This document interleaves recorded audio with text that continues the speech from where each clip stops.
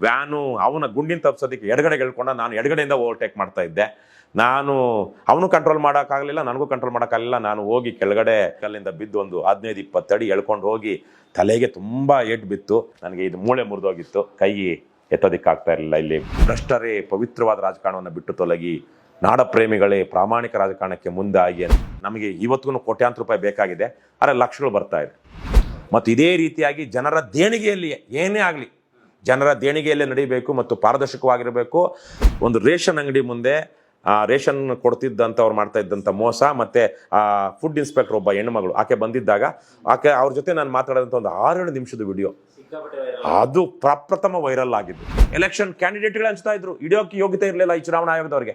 ಅದಕ್ಕೆ ನಾನು ಪತ್ರ ಬರೆದೆ ಚುನಾವಣಾ ಆಯೋಗಕ್ಕೆ ಅವತ್ತು, ಸ್ವಾಮಿ ಊರೆಲ್ಲ ಹಂಚ್ತಾ ಇದ್ದಾರೆ, ಅದು ಬಹುಶಃ ಹಂಚ್ತಾ ಇದ್ದಾರೆ ಅಂದರೆ ಕಾನೂನುಬದ್ಧ ಇರಬಹುದು, ಸೊ ನಾವು ಹಂಚ್ತೀವಿ, ಅವಕಾಶ ಮಾಡಿಕೊಡಿ ಅಂತೇಳಿ ಒಂದು ಡೇಟ್ ಟು ಟೈಮ್ ಎಲ್ಲ ಫಿಕ್ಸ್ ಮಾಡ್ಬಿಟ್ಟು ಲೆಟರ್ ಬರೆದ್ಬಿಟ್ಟೆ. ಪ್ರಿಯ ವೀಕ್ಷಕರೇ ನಮಸ್ಕಾರ. ಕಾರ್ಯಕ್ರಮವನ್ನು ನೋಡಿ ಸುಮ್ಮನಾಗಬೇಡಿ, ನಮ್ಮ ವಾಹಿನಿಯನ್ನ ಸಬ್ಸ್ಕ್ರೈಬ್ ಮಾಡ್ಕೊಳ್ಳಿ.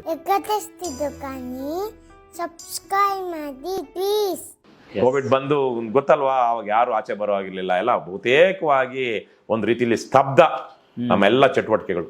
ಅಂತಹ ಸಂದರ್ಭದಲ್ಲಿ ನಾವು ಒಂದಷ್ಟು ಪಕ್ಷದಲ್ಲಿ 2020 ಸೆಪ್ಟೆಂಬರಲ್ಲಿ ಒಂದು ಸೈಕಲ್ ಯಾತ್ರೆ ಮಾಡೋಣ, ಚಲಿಸು ಕರ್ನಾಟಕ, ಅಂದರೆ ಕರ್ನಾಟಕ ಸ್ತಬ್ಧವಾಗಿದೆ ಕೋವಿಡ್ ಕಾರಣಕ್ಕಾಗಿ, ಅದು ಇದು ಏನೇನು ಲಾಕ್ಡೌನ್ಗಳು ಅವು ಇವು ಅಂತೇಳಿ.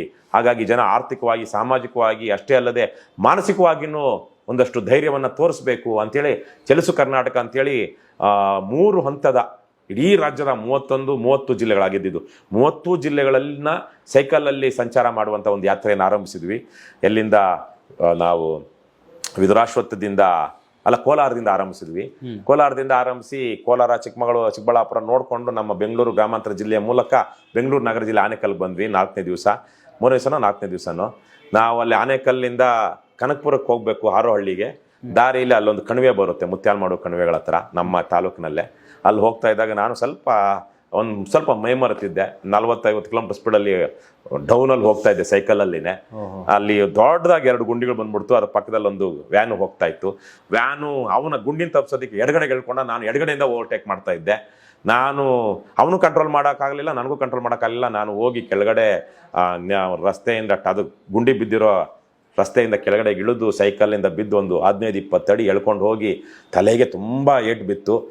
ತಲೆಗೇನೋ ಬಹುಶಃ ಡ್ಯಾಮೇಜ್ ಆಗಿದೆ ಅಂದ್ಕೊಂಡ್ರೆ, ಬಟ್ ಅಷ್ಟೊತ್ತಿಗೆ ನನಗೆ ಇದು ಮೂಳೆ ಮುರಿದೋಗಿತ್ತು, ಕೈ ಎತ್ತೋದಿಕ್ಕಾಗ್ತಾ ಇರಲಿಲ್ಲ. ಇಲ್ಲಿ ಕ್ಲಾವಿಕಲ್ ಬೋನ್ ಅಂತ ಏನು ಹೇಳ್ತಾರೆ, ಕಾಲರ್ ಬೋನು, ಅದು ಪೂರ್ತಿ ತುಂಡೆ ಆಗಿತ್ತು. ಈಗ ಮೇಲೆ ಕೆದ್ದುಬಿಟ್ಟಿತ್ತು. ಒಂದು ಕಾಲು ಇಲ್ಲಿತ್ತು, ಫ್ರ್ಯಾಕ್ಚರ್ ಆಗಿತ್ತು ಲೈಟಾಗಿ, ತಲೆಗೆ ಏನೂ ಆಗಿರಲಿಲ್ಲ.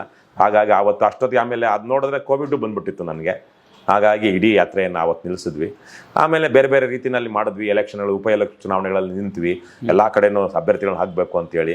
ನಮ್ಮ ಪಕ್ಷ ಸ್ಥಾಪನೆ ಆಗೋದಕ್ಕೆ ಮೊದಲೇ ಪ್ರಸ್ತಾವಿತ ಪಕ್ಷದ ಅಭ್ಯರ್ಥಿಗಳು ಅಂತೇಳಿ 2019 ಲೋಕಸಭಾ ಚುನಾವಣೆಗೆ ಒಂದು 12 ಅಭ್ಯರ್ಥಿಗಳನ್ನ ನಿಲ್ಲಿಸಿದ್ವಿ. ಅದೇ ರೀತಿಯಲ್ಲಿ ಉಪಚುನಾವಣೆಗಳು ಏನು ಬಂತು, ಇದು ಆಪರೇಷನ್ ಮಲ ಅಂತ ಆಯ್ತಲ್ವಾ. ಆಪರೇಷನ್ ಮಲದಿಂದ ಮಲ ಯಾರೆಲ್ಲ ಮಲವಾದರೂ ಅಂತಹ ಕ್ಷೇತ್ರಗಳಲ್ಲಿ ಉಪಚುನಾವಣೆ ಬಂದಾಗ ಅಲ್ಲೂ ನಾವು ಒಂದು 9 ಕ್ಷೇತ್ರಗಳಿಗೆ ಅಭ್ಯರ್ಥಿಗಳನ್ನು ಹಾಕಿದ್ವಿ. ಎಲ್ಲ ಉಪಚುನಾವಣೆಗಳನ್ನು ಮಾಡ್ತಾ ಬಂದ್ವಿ. ಮಸ್ಕಿ ಉಪಚುನಾವಣೆ, ಬಸವ ಕಲ್ಯಾಣ, ಹಾನಗಲ್ಲು, ಹೀಗೆ ಪಕ್ಷ ಬೆಳೀತಾ ಹೋಯಿತು.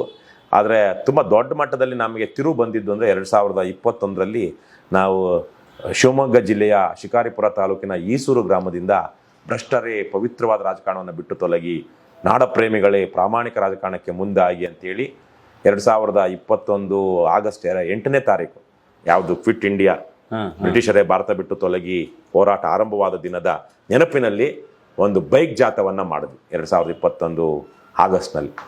ಆ ಜಾಥಾದಲ್ಲಿ ಯಾವಾಗಲೂ ನಮಗೆ ಸಂಪನ್ಮೂಲಗಳು ಇರಲಿಲ್ಲ. ಒಂದು 23 ಜನ ಬೈಕಲ್ಲಿ ಹೋಗೋವಾಗೆ ಒಂದು 2-3 ಗಾಡಿಗಳು, 4 ವೀಲರ್ಸು, ಸಾಮಾನು ಸರಂಜಾಮಗಳು ಹಾಕ್ಕೊಂಡು ಊಟದ ವ್ಯವಸ್ಥೆ ಎಲ್ಲ ಮಾಡೋದಕ್ಕೆ ಬರುವ ಹಾಗೆ ಅಂತೇಳಿ. ಆದರೆ ಆ ಜಾಥಾ ಮುಗಿಸ್ಕೊಂಡು ಬರೋ ಅಷ್ಟೊತ್ತಿಗೆ ನಾವು ಅದಕ್ಕೆ ಎಷ್ಟು ಖರ್ಚಾಗಿತ್ತು ಅದಕ್ಕಿಂತ 1.5 ಲಕ್ಷ ಜಾಸ್ತಿ ಬಂತು. ನಾವು ಒಂದು 2.5 ಲಕ್ಷ ಬಜೆಟ್ ಹಾಕ್ಕೊಂಡಿದ್ವಿ. ಇಡೀ ರಾಜ್ಯ 63-67 ತಾಲೂಕು ಕಚೇರಿಗಳಿಗೆ ಭೇಟಿ ಕೊಟ್ಟು, ಆ ಇಡೀ ಯಾತ್ರೆಯಲ್ಲಿ 63 ತಾಲೂಕು ಕಚೇರಿಗಳಿಗೆ ಭೇಟಿ ಕೊಟ್ಟು ಲಂಚಮುಕ್ತ ಅಭಿಯಾನವನ್ನು ಮಾಡಿದ್ವಿ. ಬಹುಶಃ ನನ್ನಷ್ಟು ತಾಲೂಕು ಕಚೇರಿಗಳಿಗೆ, ಸರ್ಕಾರಿ ಕಚೇರಿಗೆ ಭೇಟಿ ಕೊಟ್ಟಿರುವಂಥ ರಾಜಕಾರಣಿನೇ ಕರ್ನಾಟಕದಲ್ಲಿಲ್ಲ. ಹಿಂದೇನೂ ಇಲ್ಲ, ಈಗಲೂ ಇಲ್ಲ, ಮುಂದೇನೂ ಬರೋದಿಲ್ಲ. ಅಷ್ಟು ಅಭಿಯಾನಗಳನ್ನು ಮಾಡಿದ್ವಿ ಆ ಯಾತ್ರೆಯ ಸಂದರ್ಭದಲ್ಲಿ. ನಮಗೆ ಜನನೇ ದೇಣಿಗೆ ಕೊಡೋಕೆ ಶುರು ಮಾಡಿದ್ರು. ಆಯಾ ಜಿಲ್ಲೆಗಳಲ್ಲಿ 4.5 ಲಕ್ಷ ಬಂತು. ಅಷ್ಟೊತ್ತಿಗೆ ಆಗ್ಲೂ ಪಕ್ಷದಲ್ಲಿ ಒಂದಷ್ಟು ಸಾಲ ಇತ್ತು. ನಾವೆಲ್ಲ ಒಂದಷ್ಟು ಜನ ಹಾಕಬಹುದಾದವ್ರು ಒಂದಷ್ಟು ಹಾಕ್ಕೊಂಡಿದ್ವಿ. ತದನಂತರದಲ್ಲಿ ನಮ್ದೊಂದಷ್ಟು ಆನ್ಲೈನ್ ರಿಜಿಸ್ಟ್ರೇಷನ್ ಶುರುವಾಯಿತು. ಇವತ್ತಿಗೆ ನಮ್ಮ ಪಕ್ಷ ನಮಗೆ ಇವತ್ತಿಗೂ ಕೋಟ್ಯಾಂತರ ರೂಪಾಯಿ ಬೇಕಾಗಿದೆ, ಆದರೆ ಲಕ್ಷಗಳು ಬರ್ತಾ ಇದೆ. ಕಳೆದ 2022ರಲ್ಲಿ ಸುಮಾರು 1 ಕೋಟಿ ತನಕ ನಮಗೆ ಪಕ್ಷಕ್ಕೆ ಇದು ಸದಸ್ಯತ್ವ ಶುಲ್ಕ ದೇಣಿಗೆ ಈ ಥರಕ್ಕೆ ಬಂದಿದೆ. ಅದನ್ನು ಪೂರ್ತಿಯಾಗಿ ಪ್ರತಿ ತಿಂಗಳು ಒಂದು ಕಾಲು ವರ್ಷದಿಂದ ನಾನೇನೆ ಸ್ವತಃ ಪೋಸ್ಟ್ ಮಾಡ್ತೀನಿ. KRS ಪಾರ್ಟಿ ಬ್ಯಾಲೆನ್ಸ್ ಶೀಟ್ ಅಂತ ನೀವು ಒಂದು ಹ್ಯಾಶ್ಟ್ಯಾಗ್ ಸರ್ಚ್ ಮಾಡಿದ್ರೆ ಫೇಸ್ಬುಕ್ಕಲ್ಲಿ ನಮ್ಮ 2021 ಡಿಸೆಂಬರಿಂದ ಅನಿಸುತ್ತೆ, ಡಿಸೆಂಬರಿಂದ ಶುರುವಾಗಿರುವಂಥದ್ದು. ಪ್ರತಿ ತಿಂಗಳಲ್ಲಿ ಪಕ್ಷದ ಅಕೌಂಟಲ್ಲಿ ಇವತ್ತು ಎಷ್ಟು ದುಡ್ಡಿದೆ ಈ ತಿಂಗಳ ಕೊನೆಯಲ್ಲಿ, ಈ ಕಳೆದ ತಿಂಗಳ ಕೊನೆಯಲ್ಲಿ, ಈಗೇನು ನಾವು ಈಗ ಮಾರ್ಚಲ್ಲಿ ಇದ್ದೀವಿ, ಈಗ ಮೊನ್ನೆ ತಾನೇ ಹಾಕಿದ್ದೀನಿ, ಫೆಬ್ರವರಿ ತಿಂಗಳ ಕೊನೆಯ ದಿವಸ ಪಕ್ಷದ ಅಕೌಂಟಲ್ಲಿ ಎಷ್ಟು ದುಡ್ಡಿತ್ತು, ಮತ್ತೆ ಮೊದಲ ದಿವಸ ಎಷ್ಟಿತ್ತು, ಎಷ್ಟು ದುಡ್ಡು ಪಕ್ಷಕ್ಕೆ ಆ ತಿಂಗಳ ಅವಧಿಯಲ್ಲಿ ಬಂತು, ಎಷ್ಟನ್ನು ನಾವು ಖರ್ಚು ಮಾಡಿದ್ವಿ, ಯಾವ್ಯಾವ ಮೂಲದಿಂದ ಬಂತು, ಯಾವ್ಯಾವ್ದಕ್ಕೆ ಖರ್ಚು ಮಾಡಿದ್ವಿ, ಇಷ್ಟನ್ನ. ಮತ್ತೆ ಸಾಲ ಏನಾದರೂ ಇದೆಯಾ? ಈಗ ಆಸ್ ಆಫ್ ಟುಡೇ ಒಂದು 5 ಲಕ್ಷ ರೂಪಾಯಿ ನಾವೊಂದು ಮೊನ್ನೆ ಒಂದು 10 ಲಕ್ಷ ರೂಪಾಯಿ ರೈಸ್ ಮಾಡಿದ್ವಿ ಒಂದಷ್ಟು ವಾಹನಗಳನ್ನ ತೆಗೆದುಕೊಳ್ಳೋಣ ಅಂತ. ಆದರೆ ತೆಗೆದುಕೊಳ್ಳೋಕ್ಕಾಗಲಿಲ್ಲ. ಅದರಲ್ಲಿ ಒಂದು 10 ಲಕ್ಷ ಸಾಲ ತೆಗೆದುಕೊಂಡಿದ್ವಿ. 10 ಲಕ್ಷದಲ್ಲಿ 5 ಲಕ್ಷ ವಾಪಸ್ ತೀರಿಸಿದ್ವಿ, ಇನ್ನೂ 5 ಲಕ್ಷ ಸಾಲ ಇದೆ.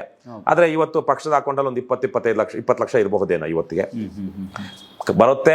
ಖರ್ಚು ಮಾಡ್ತಾ ಇದ್ದೀವಿ, ಪೂರ್ತಿ ಪಾರದರ್ಶಕವಾಗಿ ಖರ್ಚು ಮಾಡ್ತಾ ಇದ್ದೀವಿ. ನಾವೆಲ್ಲ ಈಗ ನಮ್ಮ ಕಾರ್ಯಕರ್ತರು ಸೈನಿಕರು ಅಂತೀವಿ ನಾವು, ನಮ್ಮ ಸದಸ್ಯರನ್ನ ನಾವು ಸೈನಿಕರು ಪ್ರಚಾರಕ್ಕೆ ಹೋದಾಗ ಅನ್ನ ಸಾರು ಹಪ್ಪಳದ ಚೂರು ಅಷ್ಟೇ, ಸಿಂಪಲ್ ಆಗಿ.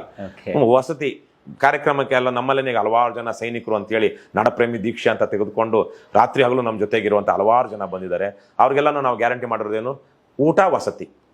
ನಾವೇನು ತಿಂತೀವೋ ಅದು ನಿಮಗೂ ಸಿಗುತ್ತೆ, ಮತ್ತೆ ನಾವೆಲ್ಲಿ ಮಲಗ್ತೀವೋ ಅದೇ ರೀತಿಯಲ್ಲಿ ನಿಮಗೂ ಮಲಗೋದಕ್ಕೆ ವಸತಿ ವ್ಯವಸ್ಥೆ ಆಗುತ್ತೆ. ಹೀಗೆ ಹೇಳಿ ಮಾಡಿದ್ದೀವಿ. ನೂರಾರು ಜನ ಇವತ್ತು ರಾಜ್ಯಾದ್ಯಂತ ಕೆಲಸ ಮಾಡ್ತಾ ಇದ್ದಾರೆ. ಬಹುಶಃ ಕರ್ನಾಟಕದ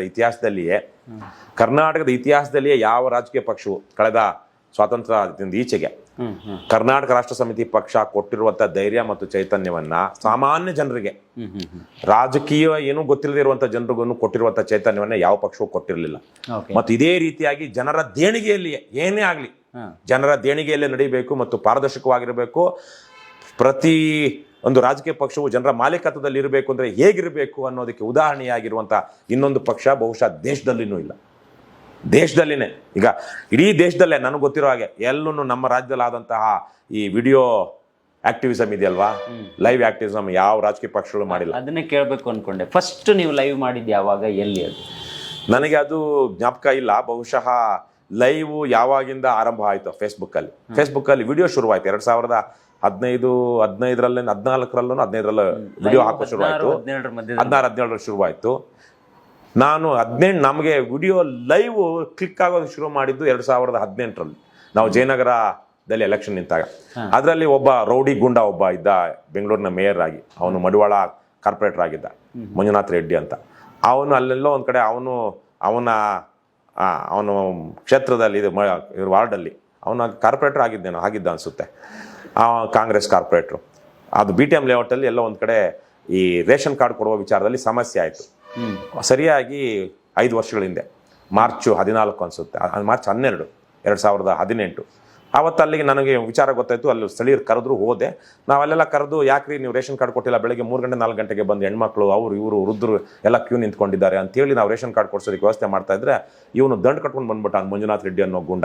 ದಂಡ ಕಟ್ಕೊಂಡು ಬಂದು ನನ್ನನ್ನು ಅವಾಚ್ಯ ಶಬ್ದಗಳಿಂದ ನಿಂದಿಸ್ತಾ, ನಮ್ಮನ್ನೆಲ್ಲ ನಿಂದಿಸ್ತಾ. ನಮ್ಮ ರಘು ಜಾಣಿಗೆರೆ ಅಂತ ನಮ್ಮ ಪಕ್ಷದ ಆವಾಗ ಪಕ್ಷ ಇರಲಿಲ್ಲ, ನಮ್ಮ ಜೊತೆಗಿದ್ದಂಥ ಅವ್ರ ಐಫೋನ್ ಕಿತ್ಕೊಂಡು ಹೊಡೆದ. ಸೊ ಅದೆಲ್ಲ ಅದೊಂದು ಹಂತಕ್ಕೆ ಲೈವ್ ಆಗಿ ಇದಾಯಿತು.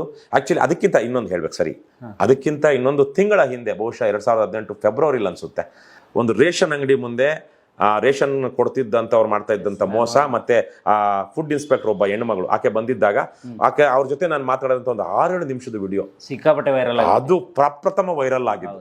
ಅದು ಲೈವ್ ಆಗಿತ್ತು. ಅದು ಒಂದು 6-7 ನಿಮಿಷದ್ದು. ಅದನ್ನ ವಿಡಿಯೋ ಮಾಡಿದ್ದು ಈ ರಘು ಜಾಣಗೆರೆ ಅವರೇನೆ. ಅವರು ಅದಾದ 1 ತಿಂಗಳಿಗೆ ಇನ್ನೊಂದು ಘಟನೆ ಆಯ್ತು. ಅದು ಯಾವ್ದು ಆಗ್ಲೇ ಸ್ವಲ್ಪ ಮುಸ್ಲಿಮ್ಸ್ ಎಲ್ಲ ಇದ್ರು, ಬಹಳ ದೊಡ್ಡ ಅವು. ನಮಗೆ ಆಗ ಲೈವ್ ಕ್ಲಿಕ್ ಆಗೋದಕ್ಕೆ ಶುರುವಾಯ್ತು. ಅಲ್ಲಿ ತನಕ ಸಣ್ಣ ಪುಟ್ಟದಾಗ ಲೈವ್ ಬರ್ತಾ ಇತ್ತು, ಹೋಗ್ತಾ ಇತ್ತು. ಆದ್ರೆ ನಾವು ಬೇರೆ ಬೇರೆ ಕಡೆಗಳಲ್ಲಿ ಹೋದಾಗ ಎಲ್ಲೇ ಆಗಲಿ ವಿಡಿಯೋ ಮಾಡ್ತಾ ಇದ್ವಿ. ವಿಡಿಯೋ ಸಾಧ್ಯವಾದರೆ ಆವಾಗ ಇನ್ನೂ ಅಷ್ಟು ವಿಡಿಯೋ ನಿಮ್ಮ GB ಇರ್ತಾ ಇರಲಿಲ್ಲ, ಇನ್ನೊಂದು ಲೈವ್ ಇರ್ತಾ ಇರಲಿಲ್ಲ.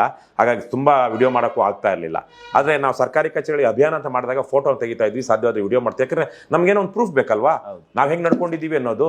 ಯಾರೋ ಒಬ್ಬ ಕಳ್ಳ ಹೋಗಿ ಸುಳ್ಳ ಹೋಗಿ ದೂರ ಕೊಟ್ಬಿಡ್ಬೋದಲ್ವ, ಇವ್ರು ನಮ್ಮ ಮೇಲೆ ದಬ್ಬಾಳಿಕೆ ಮಾಡಿದ್ರು ಅಂತೇಳಿ. ಹಾಗಾಗಿ ನಮ್ಮ ಸಾಕ್ಷ್ಯ ಬೇಕಾಗಿತ್ತು. ಯಾರನ್ನು ಭ್ರಷ್ಟಾಧಿಕಾರಿಗಳಂತೂ ನಂಬೋದಕ್ಕಾಗೋದಿಲ್ಲ. ಹಾಗಾಗಿ ಮಾಡ್ತಾ ಇದ್ವಿ. ಆದರೆ 2018ರಿಂದ ಲೈವ್ ಕ್ಲಿಕ್ ಆಗೋದಕ್ಕೆ ಶುರುವಾಯಿತು. ಅಲ್ಲಿಂದ ನಾವು ನಮ್ಮೆಲ್ಲ ಬಹುತೇಕವಾಗಿ ಓಪನ್ ಆಗಿ ಇನ್ಯಾವುದಕ್ಕೆ, ಆಮೇಲೆ 2018 ಒಂದಷ್ಟು ಮಾಧ್ಯಮಗಳು ಸಹಾಯ ಮಾಡಿದ್ವು, ತುಂಬಾ ಸಹಾಯ ಮಾಡಲಿಲ್ಲ, ಒಂದಷ್ಟು ಮಾಡಿದ್ವು.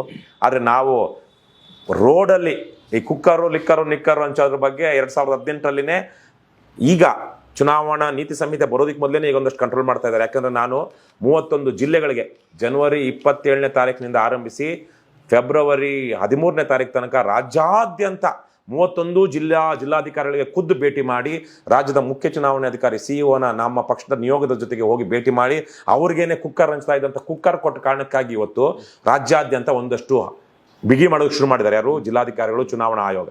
ಆದ್ರೆ 2018 ಚುನಾವಣಾ ಸಂದರ್ಭದಲ್ಲಿ ಹಂಚ್ತಾ ಇದ್ರು, ಎಲೆಕ್ಷನ್ ಕ್ಯಾಂಡಿಡೇಟ್ಗಳು ಹಂಚ್ತಾ ಇದ್ರು. ಇಡೋಕೆ ಯೋಗ್ಯತೆ ಇರಲಿಲ್ಲ ಈ ಚುನಾವಣಾ ಆಯೋಗದವರಿಗೆ. ಅದಕ್ಕೆ ನಾನು ಪತ್ರ ಬರ್ದೆ ಚುನಾವಣಾ ಆಯೋಗಕ್ಕೆ ಅವತ್ತು, ಸ್ವಾಮಿ ಊರೆಲ್ಲ ಹಂಚ್ತಾ ಇದ್ದಾರೆ, ಅದು ಬಹುಶಃ ಹಂಚ್ತಾ ಇದ್ದಾರೆ ಅಂದ್ರೆ ಕಾನೂನುಬದ್ಧ ಇರಬಹುದು, ಸೊ ನಾವು ಹಂಚ್ತೀವಿ, ಅವಕಾಶ ಮಾಡ್ಕೊಡಿ ಅಂತೇಳಿ ಒಂದು ಡೇಟ್ ಟೈಮ್ ಎಲ್ಲ ಫಿಕ್ಸ್ ಮಾಡ್ಬಿಟ್ಟು ಲೆಟರ್ ಬರ್ದ್ಬಿಟ್ಟು ನಾವು ನಾಳೆ ಹಂಚಬೇಕು ಅಂತ ಘೋಷಣೆ ಮಾಡಿದೀವಿ. ಇವತ್ತು ಲೆಟರ್ ಬಂತು, ಇಲ್ಲ ಚುನಾವಣಾ ಆಯೋಗದ ಪ್ರಕಾರ ನೀವು ಇದು ಆಮಿಷ ಒಡ್ಡಿದ್ರೆ ತಪ್ಪಾಗುತ್ತೆ, ಶಿಕ್ಷಾರ್ಹ ಹಾಗೆ ಹೀಗೆ ಅಂತೇಳಿ ನಾವು ಹಂಚೋ ಆಗಿಲ್ಲ. ಆದ್ರೆ ಹಂಚ್ತೀವಿ ಅಂತ ಮೊದಲೇ ಹೇಳಿದೀವಿ. ಎಲ್ಲ ಕೂತ್ಕೊಂಡು ದುಡ್ಡು ಎಲ್ಲ 2,000 ರೂಪಾಯಿ ಅವೇನೋ ದುಡ್ಡು ಇತ್ತು, ಎಷ್ಟೋ ಒಂದು ದುಡ್ಡೇನೋ, ಅದೊಂದು 2,000 ರೂಪಾಯಿ ನೋಟು, 500 ರೂಪಾಯಿ ನೋಟು, 200 ರೂಪಾಯಿ, 100 ರೂಪಾಯಿ, 50 ರೂಪಾಯಿ, ಈ ಥರ ಏನೆಲ್ಲ ಡಿನಾಮಿನೇಷನ್ಸ್ ಇದೆಯೋ ಎಲ್ಲವೂ ಸೇರಿ ಒಂದು ಪ್ಯಾಕೆಟು. ಆಮೇಲೆ ಒಂದಷ್ಟು ಕುಕ್ಕರು ನಿಕ್ಕರು ಇಟ್ಟಿದ್ವಿ, ಇವೆಲ್ಲ ಸೀರೆಗಳು ಎಲ್ಲ ಇಟ್ಕೊಂಡು ಕೂತಿದ್ವಿ. ತಗೊಳ್ಳೋದಕ್ಕೆ ಯಾರು ಬರಲಿಲ್ಲ, ಒಬ್ಬರು ಇಬ್ಬರು ಏನೋ ಬಂದಂಗಿದ್ರು, ಅವ್ರಿಗೆ ಮಾಹಿತಿ ಕೊರತೆಯಿಂದಾಗಿ. ಆದರೆ ಪತ್ರಕರ್ತರೆಲ್ಲ ಬಂದಿದ್ರು. ಅದನ್ನ ನಡು ರಸ್ತೆನಲ್ಲಿ ಏನು ಪ್ರೆಸ್ ಮೀಟ್ ಮಾಡಿದ್ವಿ. ನಾಡೂರು ರಸ್ತೆಯಲ್ಲಿ ನಮ್ಮ ಕಚೇರಿ ಮುಂದೆ ಇದ್ದಂಥ ರಸ್ತೆನಲ್ಲೇ ಒಂದು ಭಾಗದಲ್ಲಿ ಅಂದು ಎಲ್ಲ ಇಟ್ಕೊಂಡು ಮಾಡಿದ್ವಿ. 30-40 ಜನ ಪತ್ರಕರ್ತರು, ಎಲ್ಲ ಟಿವಿ ಚಾನಲ್ ಅವರು ಬಂದಿದ್ರು. ಆ ಸಮಯದಲ್ಲಿ ಇನ್ನೊಂದು ನೀವು 50,000 ರೂಪಾಯಿ ಬಹುಮಾನ, 50,000 ರೂಪಾಯಿ ಬಹುಮಾನವನ್ನ ₹1,00,000 ಏರಿಸಿದ್ವಿ. ಆಕ್ಚುಲಿ ಎಲೆಕ್ಷನ್ ಟೈಮಲ್ಲಿ, ಎಲೆಕ್ಷನ್ ಹಿಂದಿನ ದಿವಸ ಅಥವಾ ಆ ಸಂದರ್ಭದಲ್ಲಿ ಯಾರಾದ್ರೂ ಹಣ ಕೊಡೋದಕ್ಕೆ ಬಂದ್ರೆ ನೀವು ಅದನ್ನ ವಿಡಿಯೋ ಮಾಡ್ಕೊಂಡು ನಮಗೆ ಕೊಡಿ. ಯಾಕಂದ್ರೆ ಚುನಾವಣೆಯಲ್ಲಿ ಓಟಿಗೆ ಅಂತ ಆಮಿಷ ಒಡ್ಡೋದು ಕಾನೂನು ಬಾಹಿರ. ಆಮೇಲೆ ಅಭ್ಯರ್ಥಿ ಆದಂಥವನು ಓಟಿಗೆ ಅಂತ ಈ ಥರ ಹಣ ಹಂಚ್ತಿದ್ದಾನೆ, ಕುಕ್ಕರೋ ನಿಕ್ಕರೋ ಏನೋ ಹಂಚ್ತಿದ್ದಾನೆ ಅನ್ನೋದು ಸಾಬೀತಾಯ್ತು ಅಂದರೆ ಅವನು ಚುನಾವಣೆಗೆ ಅನರ್ಹ ಆಗ್ಬಿಡ್ತಾನೆ. ಅವನು ಗೆದ್ರೂ ಮತ್ತೆ ಅಲ್ಲಿ ರಿಎಲೆಕ್ಷನ್ ಆಗುತ್ತೆ. ಅವನು ಚುನಾವಣೆಗೆ ನಿಲ್ಲದ ರೀತಿಯಲ್ಲಿ ನಿರ್ಬಂಧ ಹೇರುತ್ತೆ, ಕೆಲವೊಂದ್ಸಲ ಜೈಲು ಶಿಕ್ಷೆನೂ ಆಗುತ್ತೆ. ಹಾಗಾಗಿ ಆ ಥರ ಕೊಟ್ಟರೆ ಅದು ತುಂಬ ಚಾರಿತ್ರಿಕವಾದಂತಹ ಪ್ರಸಂಗ. ಅದು ಮೊನ್ನೆ ತಾನೇ ಯಾವುದೋ ಚುನಾವಣಾ ಆಯೋಗ ಎಲೆಕ್ಷನ್ಗೆ ಮಿತಿ ನಿಗದಿ ಮಾಡಿರುತ್ತೆ, ಅದಕ್ಕಿಂತ ಜಾಸ್ತಿ ಖರ್ಚು ಮಾಡಿದ್ದಾರೆ ಅಂತೇಳಿ 2 ವರ್ಷದಿಂದ TRS ಪಾರ್ಟಿಯ ಒಬ್ಬ MP ಚುನಾವಣಾ ಆಯೋಗ ವಜಾ ಮಾಡಿ, ಕೋರ್ಟ್ ಚುನಾವಣಾ ಆಯೋಗ ವಜಾ ಮಾಡಿ ಮತ್ತೆ ರಿಎಲೆಕ್ಷನ್ ಆಯ್ತು. ಅಲ್ಲಿ ಅವರು 40-70 ಲಕ್ಷ ಏನೋ ಇತ್ತು ಮಿತಿ 2019. ನಮ್ಮ ವಿಧಾನಸಭಾ ಚುನಾವಣೆಗೆ 2018 28 ಲಕ್ಷ ಇತ್ತು, ಈಗ 40 ಲಕ್ಷ ಏನೋ ಮಾಡಿದಾರಂತೆ. ಸೊ 40 ಲಕ್ಷಕ್ಕಿಂತ ಮೇಲೆ ಒಬ್ಬ ಅಭ್ಯರ್ಥಿ ಖರ್ಚು ಮಾಡಿದ್ರೆ, ₹1 ಖರ್ಚು ಮಾಡಿದ್ರು ಅದು ಸಾಬೀತಾಯ್ತು ಅಂದ್ರೆ ಅವನ ಸ್ಥಾನವನ್ನ ಕಳ್ಕೊಳ್ತಾನೆ. ಈ ತರ ಆಮಿಷ ಒಡ್ಡಿದ್ದಾಯ್ತು ಅಂದ್ರೆ ಅವನು ಸ್ಥಾನವನ್ನ ಕಳ್ಕೊಳ್ಳೋದಕ್ಕೆ ಮೊದಲೇನೆ ಅವನ್ನ ಚುನಾವಣಾ ಅಭ್ಯರ್ಥಿ ಸ್ಥಾನದಿಂದ ತೆಗೆದಾಕ್ಬಿಡ್ತಾರೆ. ಸೊ ಹಾಗಾಗಿ ಇದು ಏನು ಶಿಕ್ಷಾರ್ಹ ಅಪರಾಧ ಇದು. ಹಾಗಾಗಿ ಆ ಥರ ಒಂದು ವಿಡಿಯೋ ಸಿಕ್ಕಿದ್ರು ಸಾಕು. ವಿಡಿಯೋದಲ್ಲ, ಅವನು ನನಗೆ ಇಲ್ಲಿನ ಅಭ್ಯರ್ಥಿನೋ ಇಲ್ಲಿನ MLA ದುಡ್ಡು ಕೊಟ್ಟು ಕಳಿಸಿದಾನೆ ನಿಮ್ಗೆ ಕೊಡೋದಕ್ಕೆ, ನೀವು ದಯವಿಟ್ಟು ಇಂಥವ್ರಿಗೆ ಓಟ್ ಹಾಕ್ಬೇಕು ಅಂತ ಹೇಳಿ ಅವನು ಯಾರು ಬಂದಿರ್ತಾನೋ ಅವನು ಮತ್ತೆ ಆ ಅಭ್ಯರ್ಥಿಗೂ ಲಿಂಕ್ ಎಸ್ಟಾಬ್ಲಿಷ್ ಆಗ್ಬಿಡ್ತು ಅಂದ್ರೆ ಅಭ್ಯರ್ಥಿ ಔಟ್. ಹಾಗಾಗಿ ನಾವು ಅದಕ್ಕೇನೆ ವಿಡಿಯೋ ಸಾಕ್ಷ್ಯ ಕೇಳಿದ್ವಿ, ₹1,00,000 ಕೊಡ್ತೀವಿ ಅಂತ ಹೇಳಿದ್ವಿ, ಬರಲಿಲ್ಲ. ಜಯನಗರದಲ್ಲಿ ಇನ್ನೊಂದೇನಾಯ್ತು ಅಂದ್ರೆ ನಮಗೆ ಸ್ಥಳೀಯವಾಗಿ ಬೆಂಬಲ ಸಿಗಲಿಲ್ಲ. ನಾವು ಸ್ಥಳೀಯವಾಗಿ ತುಂಬಾ ಕೆಲಸ ಮಾಡಿದ್ವಿ, ಬಹಳ ಜನ ಸ್ಥಳೀಯರಿಗೆ ಸಹಾಯ ಮಾಡಿದ್ವಿ. ಆದ್ರೆ ಅಲ್ಲಿ BJP ಮತ್ತು ಕಾಂಗ್ರೆಸ್ನ ದುಡ್ಡಿನ ರಾಜಕಾರಣ ಮತ್ತು ಪರಂಪರಾಗತ ರಾಜಕಾರಣದಿಂದಾಗಿ ಮತ್ತೆ ರಾಜಕಾರಣದಲ್ಲಿ ನಾವು ಗೆಲ್ತೀವೋ ಇಲ್ವೋ, ಇವರು ಪಕ್ಷೇತರ ಬೇರೆ ಇದ್ವಲ್ವಾ, ಒಂದು ಪಕ್ಷ ಇರಲಿಲ್ಲ. ಇವ್ರು ಅಕಸ್ಮಾತ್ ಇವರು ಸೋತ್ರೆ ಬರೋದಿಲ್ಲ, ಗೆದ್ರೆ ನಮಗೆ ಟಿಕೆಟ್ ಕೊಡ್ತಾರೆ ಅಂತ ಏನು ಗ್ಯಾರಂಟಿ, ಮುಂದಕ್ಕೆ ಕಾರ್ಪೊರೇಷನ್ಗೆ ಏನೋ ನಿಲ್ಲೋದಕ್ಕೆ ಏನು ಅವಕಾಶ ಇದೆ, ಹೀಗೆಲ್ಲ ರಾಜಕೀಯ ಲೆಕ್ಕಾಚಾರ ಮಾಡಿದ್ರು ಅಲ್ಲಿದ್ದಂಥ ಒಂದಷ್ಟು ಪ್ರಜ್ಞಾವಂತರು. ಹಾಗಾಗಿ ನಮಗೆ ಸ್ಥಳೀಯವಾಗಿ ಬೂತ್ ಏಜೆಂಟ್ಗಳು ಸಿಗಲಿಲ್ಲ. ಹಾಗಾಗಿ ಅಲ್ಲಿ ಹಲವಾರು ಹಿನ್ನಡೆಗಳಾಯಿತು, ಅವೆಲ್ಲ ಪಾಠಗಳು. ಆದರೆ ಆ ಸಮಯದಲ್ಲಿ ನಾವು ಬಹಳ ಒಳ್ಳೆ, ಇಡೀ ರಾಜ್ಯ ನಮ್ಮ ಚುನಾವಣೆಯನ್ನು ಗಮನಿಸ್ತಾ ಇತ್ತು. ನಾನಂತೂ ಪ್ರತಿ ದಿವಸ ಜಯನಗರದ ಇಂತಹ ರಸ್ತೆಗೆ ಹೋಗಿಲ್ಲ, ಇಂತಹ ಮನೆಗೆ ನಮ್ಮ ಕಾರ್ಯಕರ್ತರು ನಾನಾಗ್ಲಿ ಹೋಗಿಲ್ಲ ಅಂತಲೇ ಇಲ್ಲ. ಹಾಗೆಲ್ಲ ಮಾಡಿದ್ರು. ಆದರೆ ಅತ್ಯಂತ ಕಡಿಮೆ ಮತ, ನಿಕೃಷ್ಟ, 1600 ಸಮಥಿಂಗ್, 1848 ಅಥವಾ 52, 1800. ಅದರಿಂದ ನಿಮ್ಮ ವೈಫ್ ಸ್ವಲ್ಪ ಬೇಜಾರಾಗ್ತಾರೆ ಅನ್ನೋದನ್ನ ಕೇಳ್ಕೊಂಡು ಅವ್ರಿಗೆ ಇವತ್ತಿಗೂ ಅದು ಬೇಸರ ತಪ್ಪಿಲ್ಲ.